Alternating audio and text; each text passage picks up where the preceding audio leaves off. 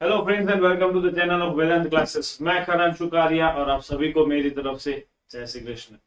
तो जैसा कि हमने पिछले लेक्चर में जो देखा था कंसेप्ट कॉस्ट ऑफ जो सप्लाईज रहता है, cost of the consumed materials रहता है, उसका हमने कंसेप्ट देखा था और वहां से कंसेप्ट क्लियरेंस जो है वो खत्म होता है।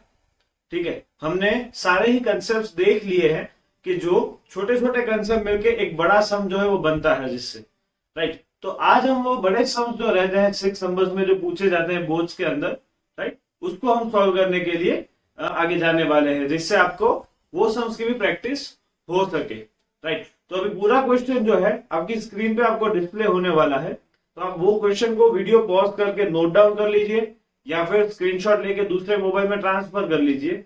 और ऐसा भी नहीं करना है तो आपको इजी कर देता हूं कि अगर आपके पास एनसीईआरटी की बुक है तो एनसीईआरटी में से हम क्वेश्चन नंबर 8 जो है वो अभी सॉल्व करने वाले हैं, right. So the question is now flashing on your screen, so I would request you all कि आप स्क्रीनशॉट ले लो उस बात का।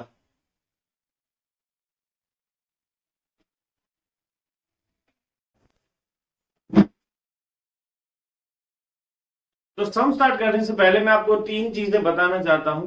सबसे पहली चीज ये है कि भाई यहां पे हमारे पास 3 फॉर्मेट होंगे जो हमने बनाने होंगे। दूसरी चीज ये है कि वो 3 फॉर्मेट कौन से हैं। तो सबसे पहले उसमें रहेगा ओपनिंग बैलेंस शीट, जिसमें हमें ओपनिंग कैपिटल फंड पता चलता है, वो क्वेश्चन की डिटेल में से ही हम बना सकते हैं। उसके बाद रहता है इनकम एक्सपेंडिचर अकाउंट और उसके बाद रहती है closing balance sheet, that is the balance sheet for this current year, right. और तीसरी बात कि ओपनिंग बैलेंस शीट बनाने का पर्पस हमारा ये रहता है कि उसमें से हमें जो भी कैपिटल फंड मिलता है वो क्लोजिंग बैलेंस शीट में ट्रांसफर करना होगा, राइट। तो ऐसे ये सब नहीं हो जाएगा, ये 3 फॉर्मेट हमने इसमें बनाने होंगे। अगर हमारे पास क्वेश्चन में ओपनिंग कैपिटल फंड अवेलेबल है तो फिर हमें ओपनिंग बैलेंस शीट बनाने की जरूरत नहीं पड़ती है, right. So now let us start with our question number 8 from our NCERT book. अगर आपके पास बुक है तो आप लोगों ने वीडियो पॉज करने की या क्वेश्चन नोट डाउन करने की रिक्वायरमेंट है नहीं, right. We can directly have a look from that question, right.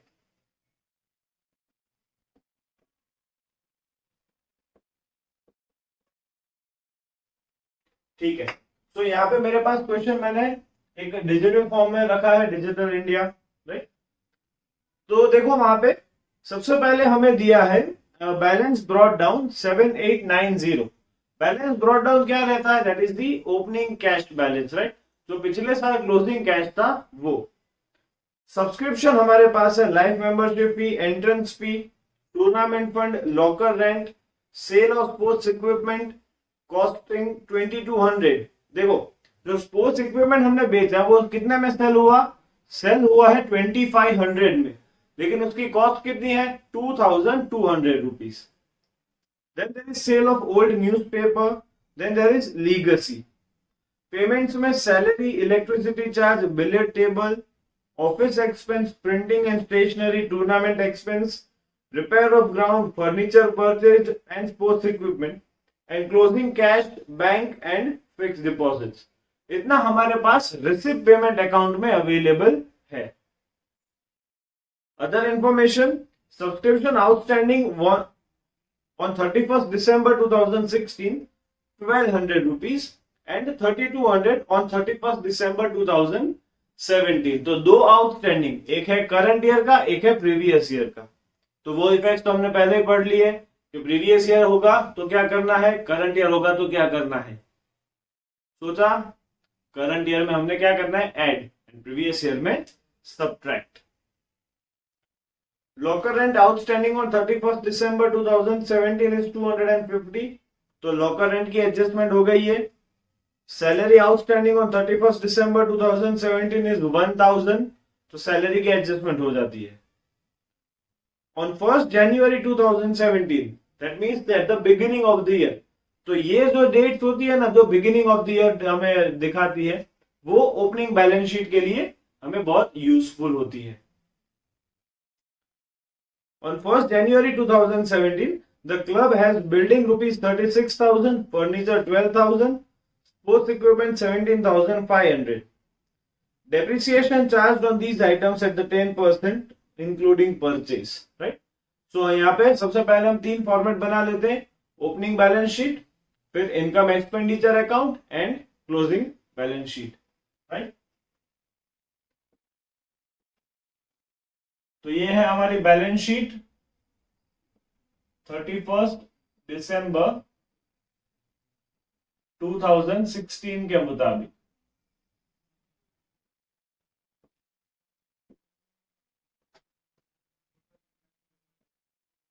assets amount, liabilities and amount, right? हम यहां पे बना लेते हैं इनकम एक्सपेंडिचर अकाउंट।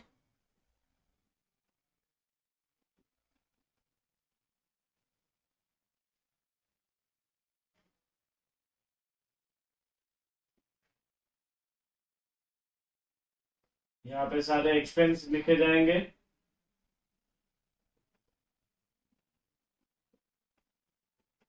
यहाँ पे सारे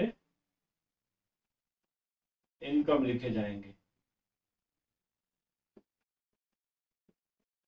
और एक और बैलेंस शीट हमें बनानी पड़ेगी। वो बैलेंस शीट कौन सी रहेगी? That will be as on 31 December 2017।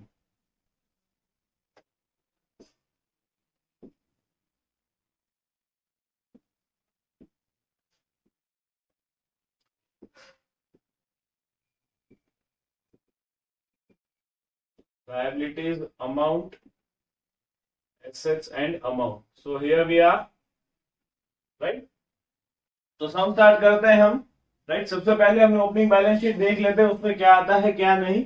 तो जो सबसे पहली अमाउंट हमें दी है balance brought down which is 7890, वही यहाँ पे हम लिखेंगे cash, that will be cash 7890, right. सबसे पहले वही लिखा जाएगा।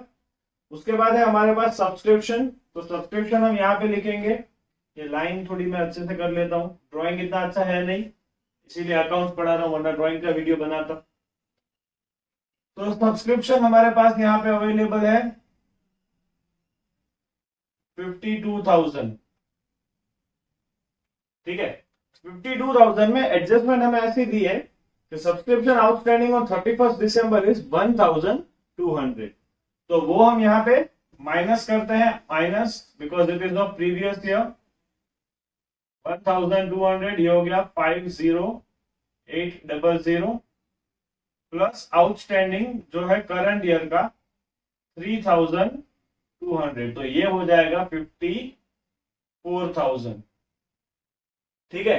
तो देखो ये जो आउटस्टैंडिंग है प्रीवियस ईयर का, तो वो प्रीवियस ईयर की बैलेंस शीट में हम लिखेंगे आउटस्टैंडिंग सब्सक्रिप्शन कितना है 1,200, और ये है करंट ईयर का, तो वो हम यहां पे लिखेंगे करंट ईयर में आउटस्टैंडिंग सब्सक्रिप्शन कितना 3,200।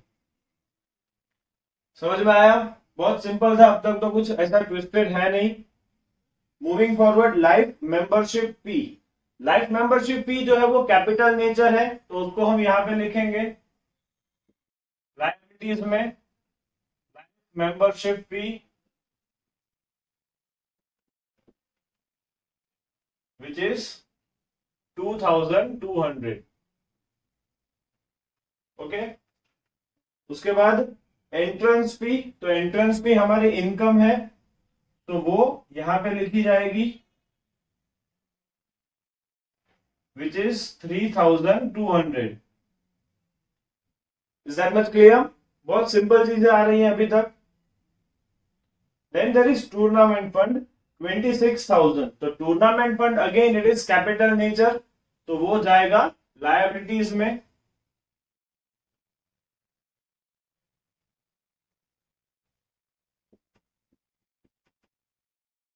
देखो टूर्नामेंट फंड है तो एक बार पेमेंट चेक कर लेना है कि भाई उसके रिलेटेड कोई एक्सपेंस है कि नहीं है। तो यहां पे मैं देख सकता हूं कि टूर्नामेंट एक्सपेंस हमें दे रखा है, तो ये बात हमने ध्यान में रखनी है कि अगर हमारे पास कोई भी फंड अवेलेबल है तो उसके रिलेटेड जो भी एक्सपेंस है वो फंड में से माइनस होगा, ना कि इनकम एक्सपेंडिचर में एज ए एक्सपेंस दिखे। अगर ज्यादा हो जाता है तो दिखेगा, लेकिन अगर फंड है और उसका एक्सपेंस है तो वो फंड में से माइनस होगा। तो फिलहाल तो मैं यहाँ पे टूर्नामेंट फंड 26,000 लिख के रखता हूं, राइट। उसके बाद लॉकर रेंट, तो वो तो हमारी इनकम है। लॉकर रेंट में एडजस्टमेंट भी था 1250। ओके, 1250। इसमें एडजस्टमेंट में क्या लिखा है, लॉकर रेंट आउटस्टैंडिंग 250, तो वो यहां पे क्या होगा, ऐड हो जाएगा। आउटस्टैंडिंग 250, ये हो गया 1500, और इसको हम यहां पे लिखेंगे आउटस्टैंडिंग लॉकर रेंट। कितना, 250। Is that much clear. इसके बाद sale of old sports equipment, ठीक है। तो देखो सेल कितने का हुआ है, 2500, और उसकी बुक वैल्यू क्या थी, 2200। तो इसका मतलब क्या हुआ कि हमें 300 रुपीज का प्रॉफिट हुआ। तो हम यहाँ पे सिर्फ इनकम एक्सपेंडिचर में उसका प्रॉफिट या लॉस की एंट्री करते हैं, इसलिए यहाँ पे आएगा profit on sale of sports equipment. कितना प्रॉफिट हुआ, 300 rupees. Is that much clear, ठीक है। अभी यही ध्यान रख रहा है हमने। Then sale of old newspaper, तो ये यहीं पे आएगा वो भी, sale of old newspaper,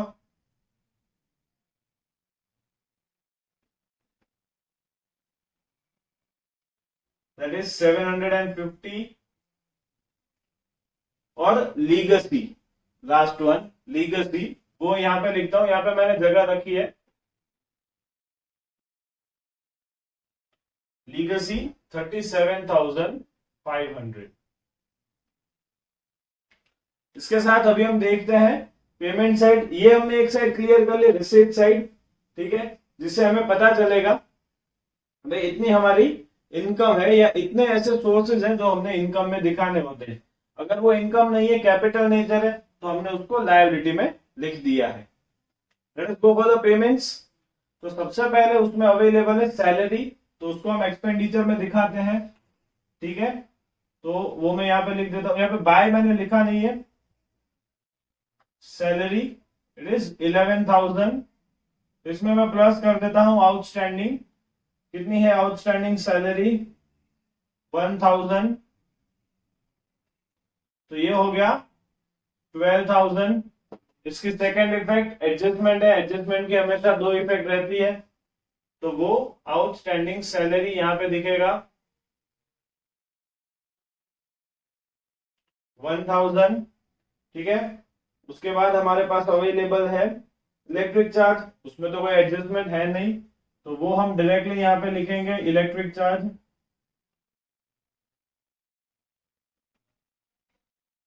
electric charge हमने इसमें लिखना होगा, कितना है, 5,500।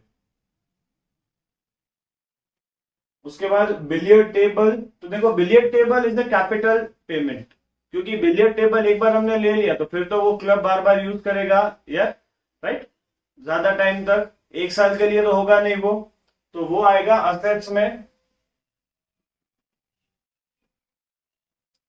बिलियर्ड टेबल,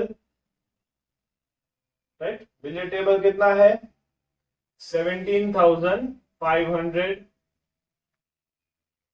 उसके बाद है ऑफिस एक्सपेंस, प्रिंटिंग स्टेशनरी, तो वो दोनों यहीं पे आएंगे। Office expense, what is the value, 4,100। Printing and stationery,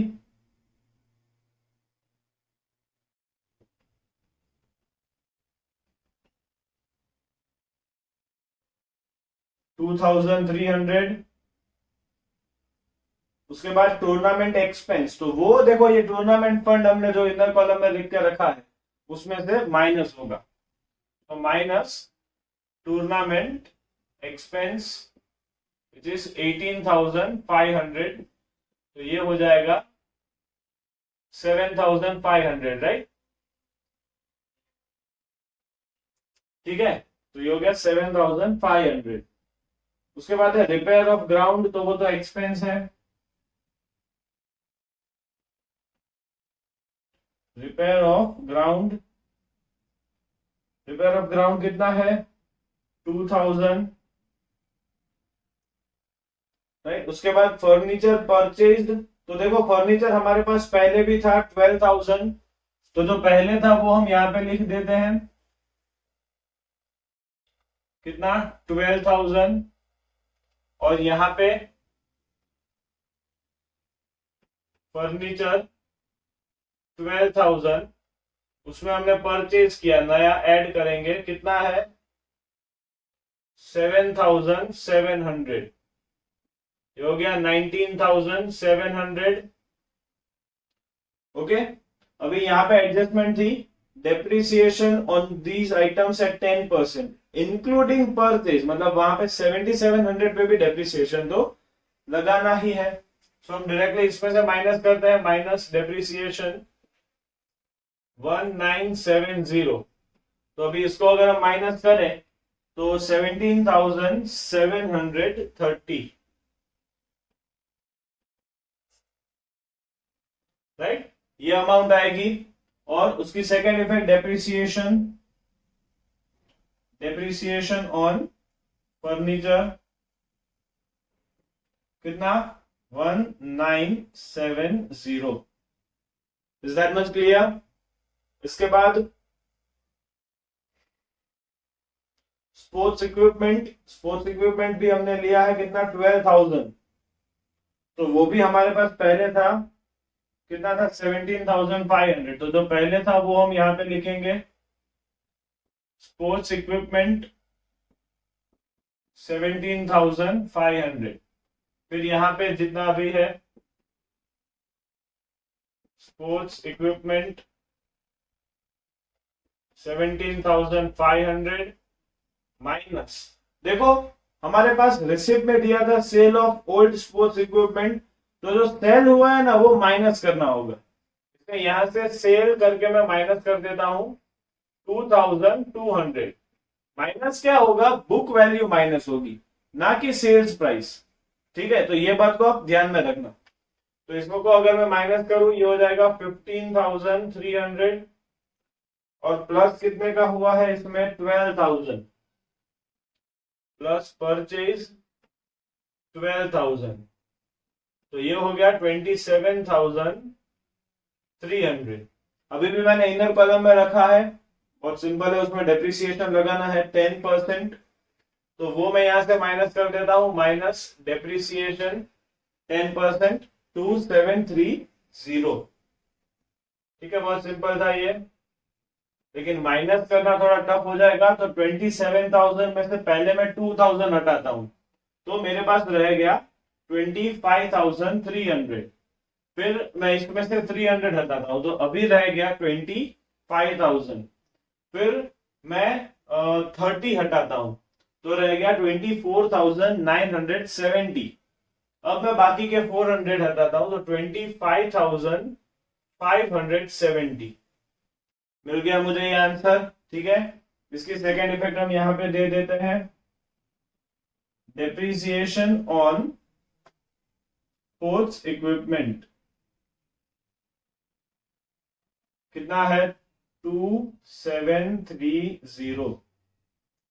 ठीक है, इसके बाद क्या बचा, cash in hand, cash at bank, तो यहां पे मैं लिख देता हूं कैश जो है 12,690, फिर कैश एट बैंक, तो मैं डायरेक्टली बैंक लिखता हूं जो है 10,000, फिर मैं लिखता हूं एफडी, फिक्स डिपॉजिट 10%, कितना है फिक्स डिपॉजिट 30,000। अभी देखो यहाँ पे 10% भी हमें क्वेश्चन में दिया है, और हमें उसके साथ वहां पे अवेलेबल है डेट, तो जब भी परसेंटेज और डेट दोनों साथ में हो जाए तो समझ लेना वहां पे हिडन एडजस्टमेंट है। तो यहाँ पे क्या एडजस्टमेंट है कि भाई एफडी है तो एफडी पे इंटरेस्ट मिलना चाहिए हमें, और एफडी कब से है, 1 अक्टूबर से, दैट मीन्स के 3 मंथ्स। तो 30,000 का यहाँ पे मैं करता हूं 30,000 का 10% for how many months, 3 months, 3/12। तो ये कितना होना चाहिए, 1/4। यहाँ पे मैं ये 2 जीरो हटा दूं तो कितना बचा, 750। तो वो मैं यहाँ पे लिखूंगा आउटस्टैंडिंग इंटरेस्ट ऑन एफडी 750, और उसकी एक इफेक्ट यहाँ पे भी आएगी, आउटस्टैंडिंग इंटरेस्ट ऑन एफडी 750। ठीक है, अभी हम देख लेते हैं कुछ बाकी रह गया है। 1 जनवरी में बिल्डिंग, हाँ देखो बिल्डिंग बाकी है जो हमारे पास पिछले साल था, तो वो मैं यहाँ पे लिख दूंगा, बिल्डिंग कितना है 36,000, और यहाँ पे भी हम लिखेंगे उसको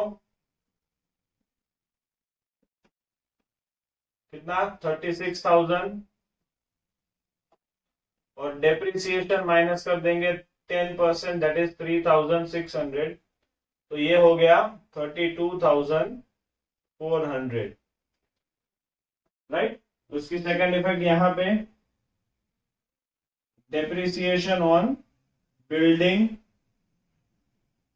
कितना 3,600। तो यहाँ पे ये खत्म हो गया, right. So now let us just have a final look कि कोई एडजस्टमेंट या कोई पर्टिकुलर बाकी तो नहीं रह गया। तो जहां तक मैं देख रहा हूं हमने सारी चीजें कंसिडर कर ली है, और सारी एडजस्टमेंट जो है वो भी हमने कंसिडर कर ली है, right. So let us have a look, यहाँ पे टोटल हम करते हैं पहले। तो टोटल करेंगे 78 और 12 तो 9,000, 21,000, 38,000, 44, 74,590। ठीक है, 74,590 हमें ये मिल गया आंसर, 74,590। तो ये हो गया 74,590। यहां पे हम लिख देते हैं कैपिटल फंड, कुछ माइनस करने के लिए है नहीं, तो यही हमारा कैपिटल फंड बन जाता है, वो हम यहां पे लिखेंगे कैपिटल फंड 74,590। ठीक है, अब हम देखते हैं यहाँ पे, देखो आपको एक नेकेड आई से देखने पे पता चलता है भाई इनकम ज्यादा है, सॉरी। तो यहाँ पे क्या हो जाएगा, पहले हम टोटल कर लेते हैं इनकम का।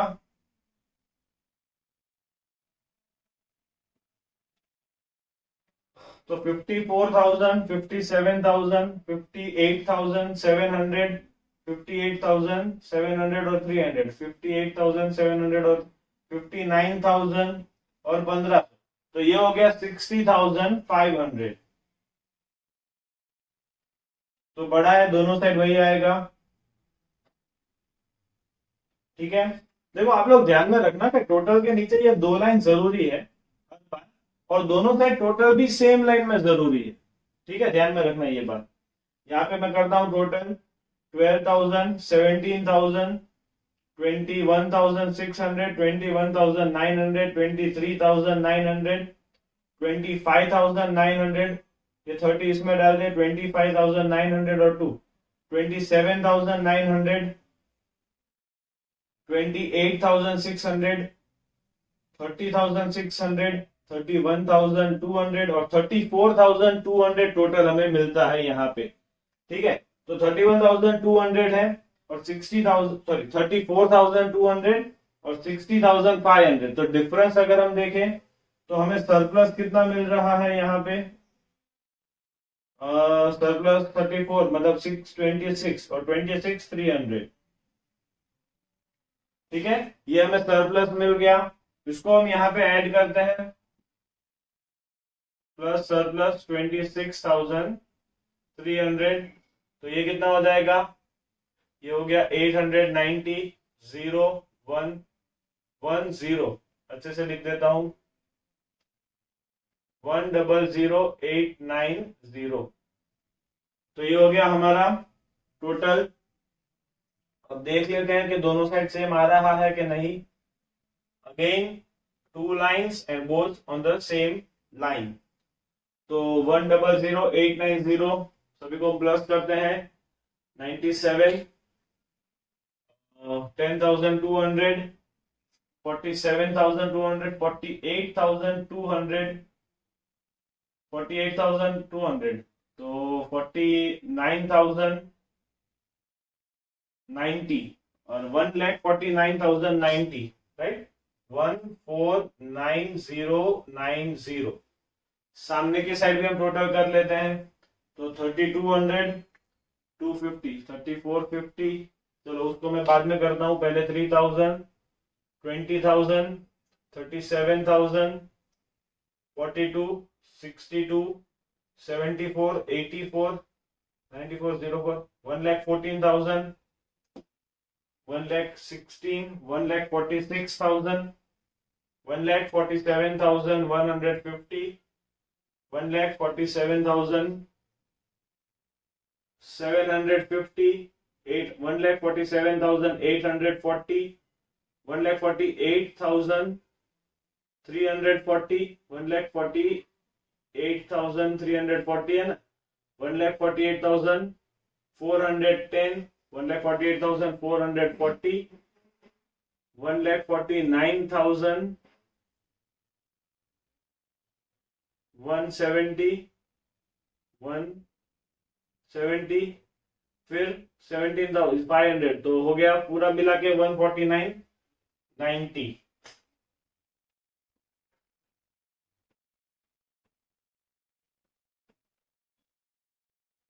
राइट।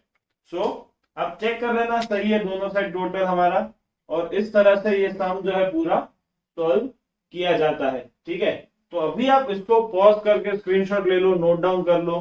ठीक है, अब हम एक और सम करते हैं इसके बाद।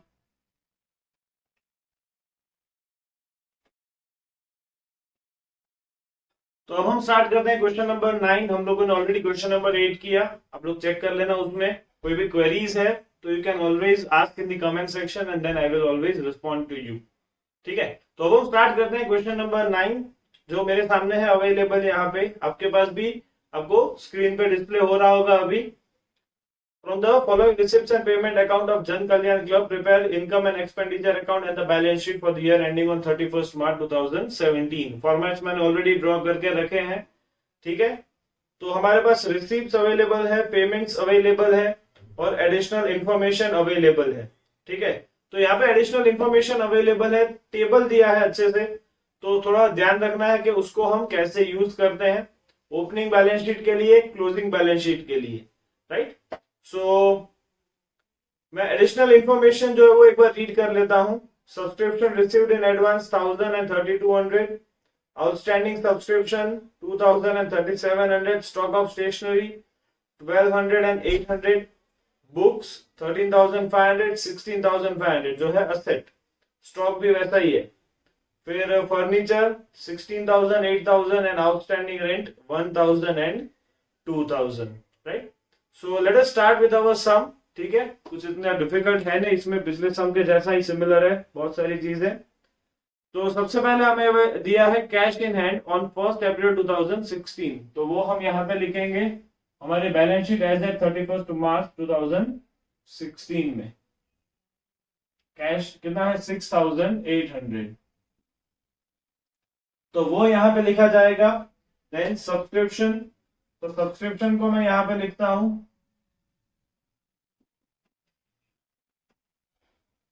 सब्सक्रिप्शन है 60,200।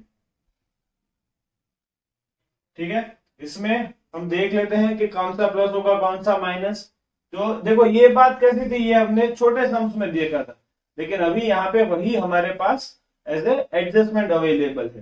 राइट, तो एडवांस पहले प्लस कर देते हैं, plus outstanding, outstanding of current year, तो आउटस्टैंडिंग ऑफ करंट ईयर कितना है 3,700 और प्लस होगा advance advance of previous year. तो एडवांस ऑफ प्रीवियस ईयर कितना है 1,000, तो ये दोनों साथ में ऐड हो जाएगा, तो ये हो गया 64,900। अब इसमें से माइनस होगा आउटस्टैंडिंग ऑफ प्रीवियस ईयर, कितना है आउटस्टैंडिंग 2,000, तो ये हो गया 62,900 और माइनस होगा advance advance of current year जो हमारे पास है 3,200। तो इसको सब सॉर्ट आउट करने के बाद यहाँ पे 700 और 59,700 हमारे पास अमाउंट आ रही है, राइट। तो देखो एडवांस ऑफ प्रीवियस ईयर, तो वो यहां पे आएगा एडवांस सब्सक्रिप्शन,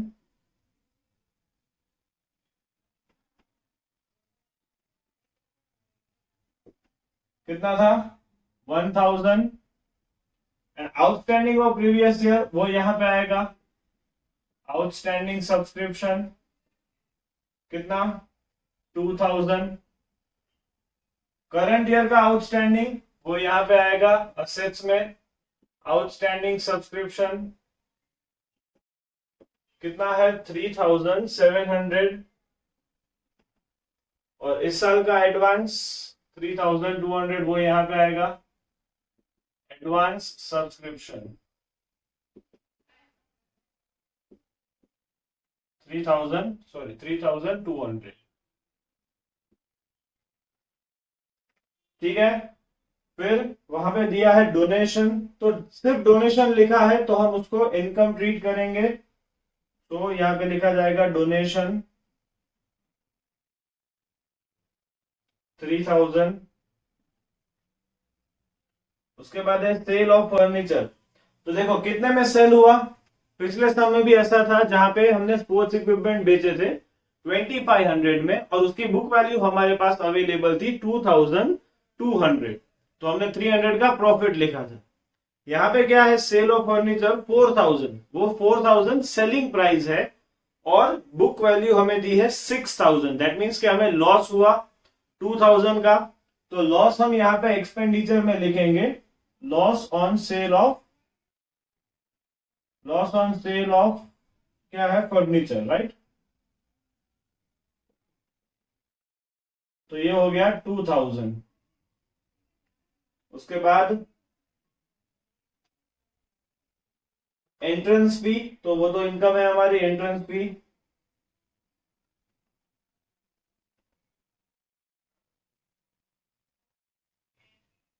कितनी है 800 रुपीज।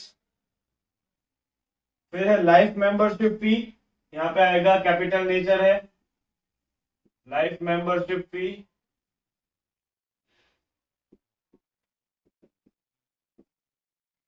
लाइफ मेंबरशिप फी कितनी हो जाएगी 7,000 रुपीज। उसके बाद interest on investment for full year at 5%, तो ये हमारी इनकम है और एक ये हिडन एडजस्टमेंट के जैसा बहुत ही इंपॉर्टेंट पार्ट है, ठीक है।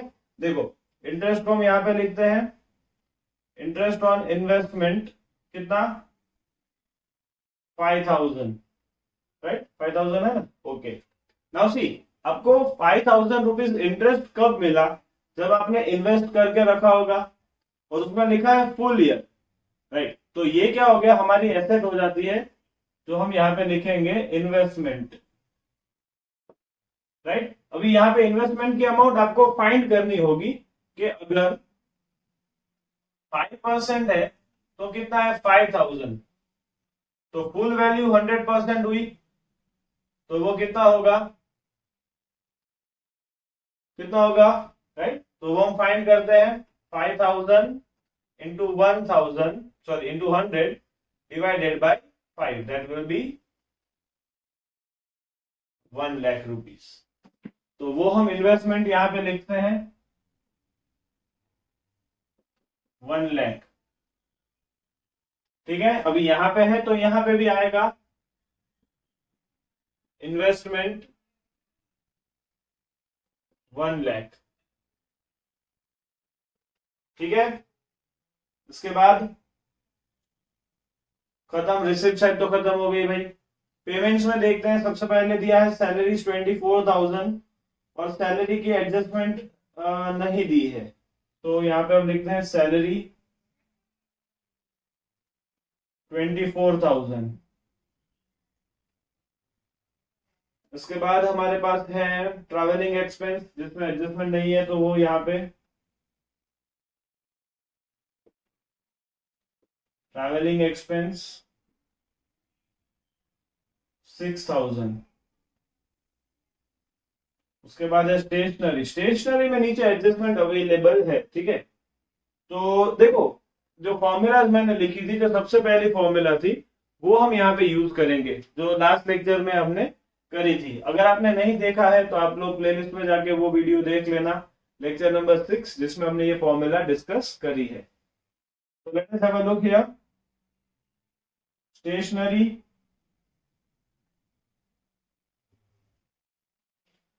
so stationery is 2,300, right? Plus opening stock, opening stock कितना है 1,200। ये ओपनिंग स्टॉक जो है ये हो गया 3,500। ये आएगा यहां पे स्टॉक ऑफ स्टेशनरी करके, कितना 1,200, और इसमें से माइनस होगा क्लोजिंग स्टॉक। क्लोजिंग स्टॉक कितना है 800, तो वो यहाँ पे माइनस हो गया, ये हो गया 2,700। और ये जो है वो आएगा यहाँ पे इस साल के एसेट्स में स्टॉक ऑफ स्टेशनरी 800। ठीक है, तो यहां तक में कोई क्वेरीज है आप लोगों को? ठीक है, क्वेरीज रहती है, कहीं पे भी क्वेरी रहती है तो during the lecture you can always comment and I will respond to it. Let us move forward. Rent में पहुंचे हम, रेंट में भी हमारे पास एडजस्टमेंट अवेलेबल है। तो rent the amount is 16,000 rupees, और उसमें आउटस्टैंडिंग रेंट प्रीवियस ईयर का आउटस्टैंडिंग जो है वो माइनस हो जाएगा। Outstanding of previous year is 1,000 and outstanding of current year is 2,000, तो ये हो गया 17,000। तो प्रीवियस ईयर का आउटस्टैंडिंग यहां पे लिख देते हैं, आउटस्टैंडिंग रेंट 1,000, करंट ईयर का आउटस्टैंडिंग यहाँ पे आउटस्टैंडिंग रेंट 2,000। उसके बाद मूविंग फॉरवर्ड, रिपेयर, रिपेयर में तो कुछ है नहीं, तो रिपेयर कितना है 700 रुपीज। इसके बाद मूविंग फॉरवर्ड रिपेयर्स में हो गया बुक्स परचेज। तो देखो बुक्स हमारे पास लास्ट ईयर भी अवेलेबल थी और इस साल हमने थोड़ी उसमें परचेज की है, तो नीचे टेबल में जो लास्ट ईयर की अमाउंट है वो मैं यहाँ पे लिख देता हूं। पहले बुक्स लास्ट ईयर थी 13,500, ठीक है, वो यहाँ पे भी आएगी बुक्स 13,500 प्लस परचेज, परचेज कितनी है 6,000। ठीक है, इस साल हमने कितनी परचेज करी 6,000, तो ये कितनी हो गई 19,500।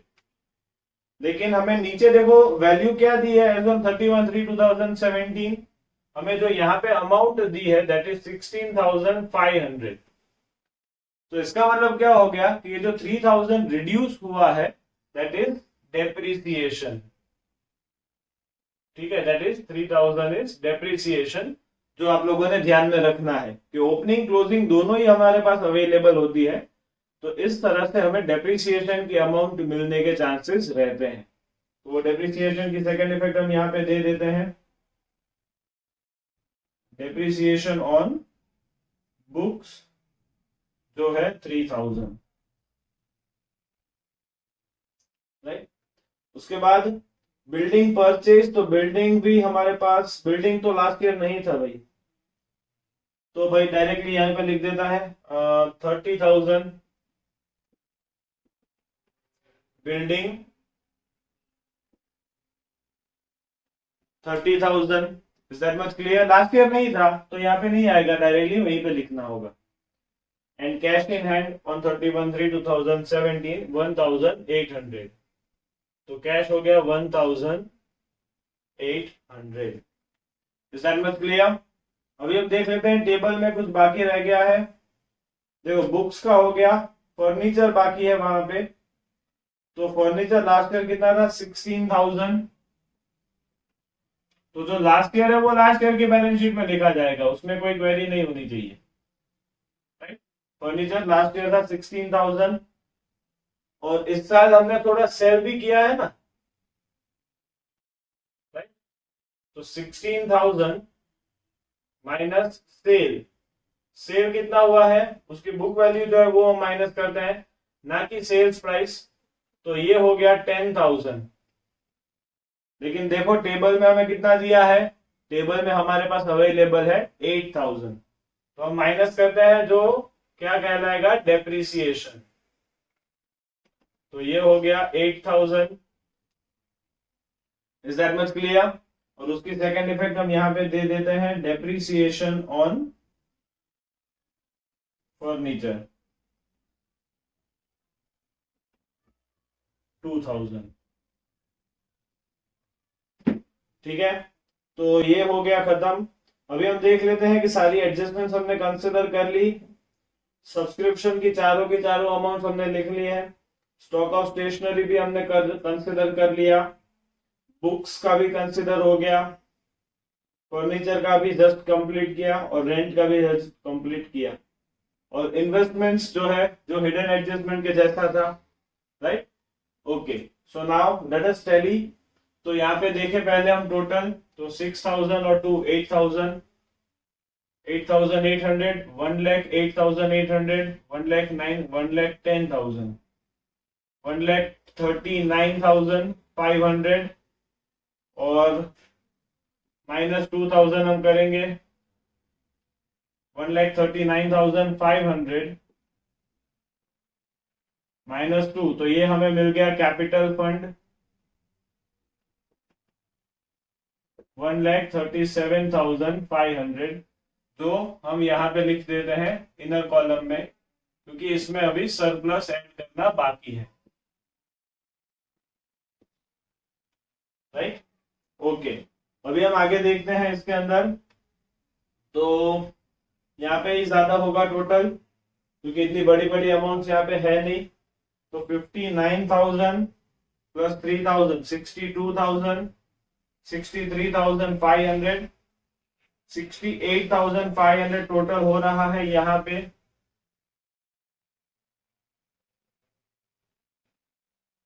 दोनों साइड टोटल हम सेम लाइन में लिखते हैं,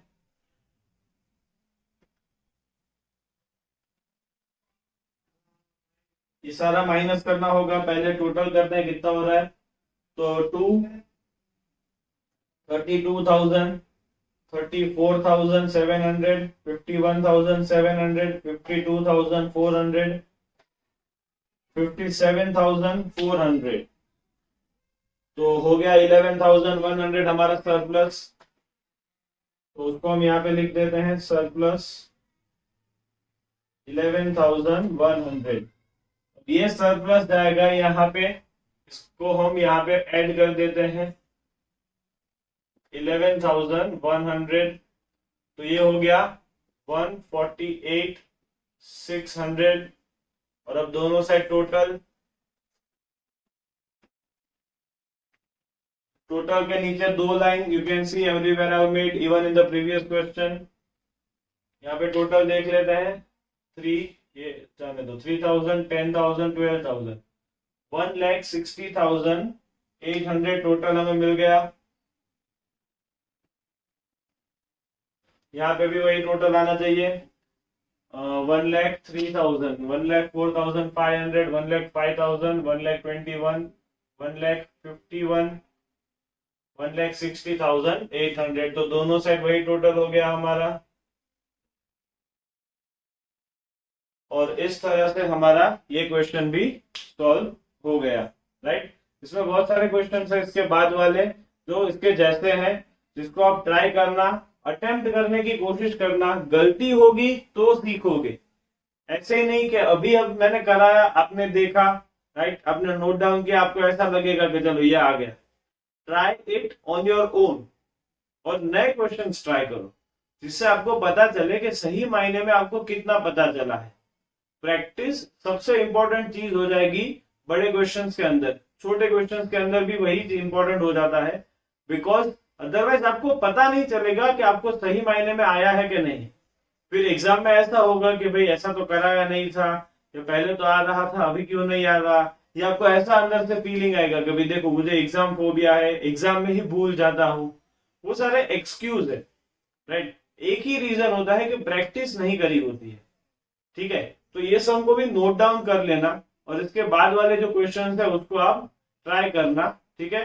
हम नेक्स्ट लेक्चर के अंदर देखेंगे और भी इसके रिलेटेड और भी क्वेश्चन जो है जिसमें कोई नई बातें आने वाली है। जैसे कि इसमें ये इन्वेस्टमेंट वाली बात थी, वो नई थी, तो ऐसा कुछ ना कुछ अलग होगा जो हम नेक्स्ट लेक्चर के अंदर देखेंगे। Till then take care, bye bye.